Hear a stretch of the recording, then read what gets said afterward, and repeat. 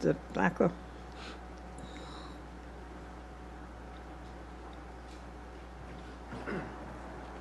Thank you, committee members. My name is Flaco Aleman. I'm the Executive Director for Kentucky Jobs with Justice. I would also like to thank everyone that took time out of their day to come to the hearing today.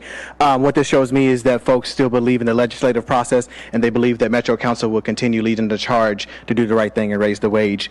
I'd like to begin by sharing a few facts. Some of them I'm going to reiterate that we've heard earlier this evening from the Kentucky Center for Economic Policy and the Economic Policy Institute. In terms of, and these are numbers for Kentucky as a whole. So when we look at Kentucky, as the young lady said, about 57% of minimum wage earners are women. 89% are at least 20 years old, to dispel the myth that minimum wage earners are teenagers. 41% of minimum wage earners in Kentucky have at least some post-secondary education. 82% of minimum wage workers in Kentucky identify as non-Hispanic white. And I think that goes a long way to dispel the myth that minimum wage earners are just people of color and minorities. 59% of minimum wage earners work full time. And keeping with that, if we take the average minimum wage worker, assuming they work full time all year with no vacation, makes an annual salary of $15,080. If the minimum wage is increased to $10.10 an hour, that same worker with no vacation working full-time over the course of the year will have an annual salary of $19,777. The Massachusetts Institute for Technology, or MIT, has a living wage calculator.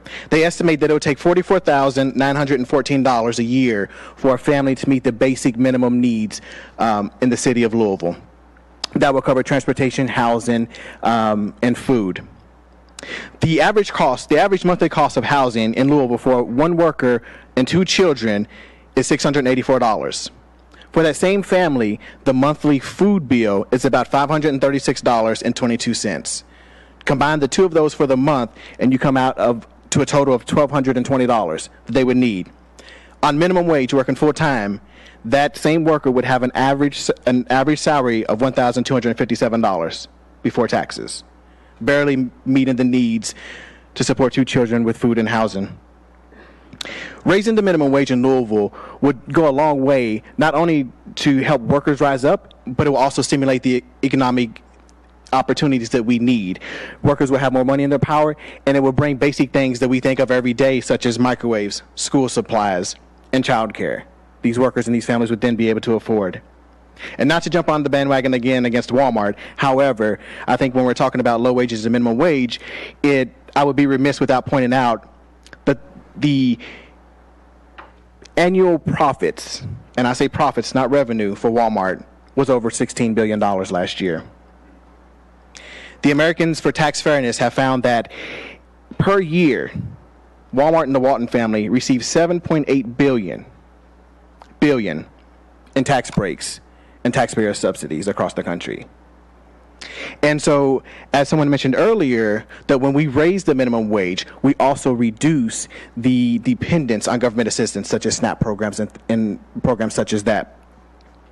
And I do want to point out that not all businesses are opposed to raising the minimum wage. For example, David Vaughn, the owner of Dovatech Computers here in Louisville, Kentucky, supports raising the minimum wage to $10.10 an hour. As we said, and this is a Kentucky number, but raising the minimum wage to $10.10, once we get it to $10.10 an hour, it's estimated that would reduce the reliance on SNAP benefits by $4.6 billion a year, or $46 billion over the next 10 years. I think that's a number that we cannot pass up or that we cannot overlook. I also want to mention a few things that that Mr. Gardner had mentioned earlier about Lynn's Paradise Cafe. Many of you may or may not know about what happened at Lynn's Paradise Cafe. What we heard in the news was that there was an issue over a tipping policy. But what happened was, sadly, these workers, 85 workers, were fired in the middle of the night with no notice. They found out through social media, they found out from the news outlet, and their friends. Many of them found out the day they showed up for work that there was no work to go to. And we worked with those workers to stand up to the horrendous conditions that they were working in. And it went far beyond the sexual harassment, the allegations of sexual assault, the wage. We found many, many workers who were coming forward to say they were not making the minimum wage. 3 years ago, I myself was a single parent waiting tables for $2.13 an hour.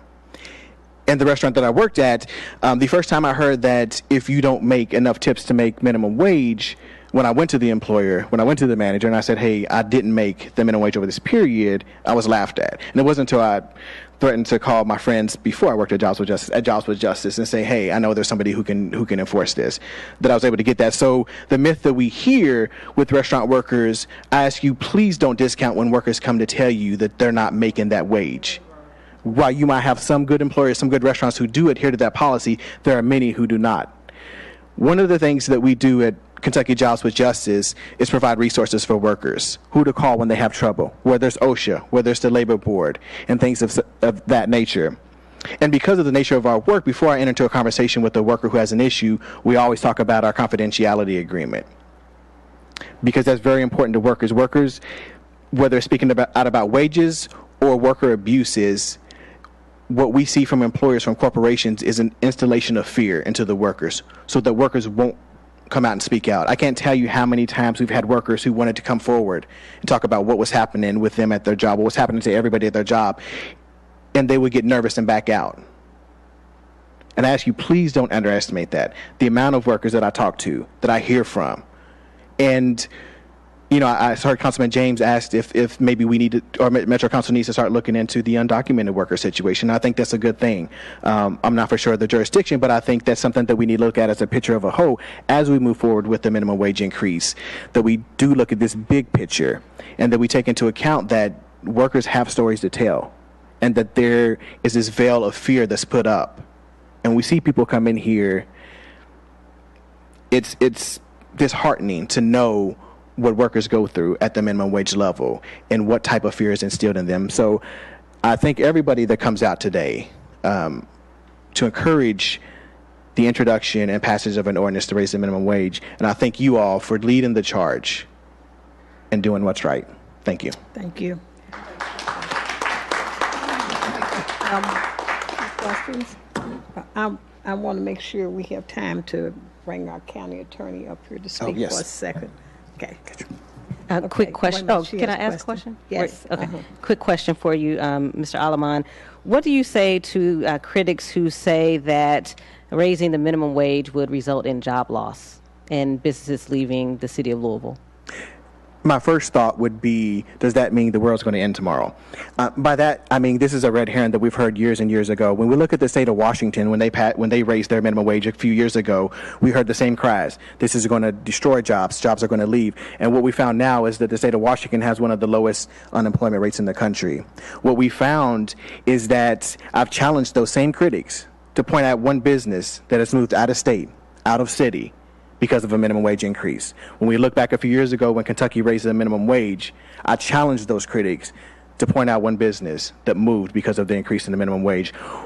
Because in reality, it would cost those same businesses much more to relocate out of state, out of jurisdiction, than to pay their workers a fair minimum wage. Thank you. You're welcome.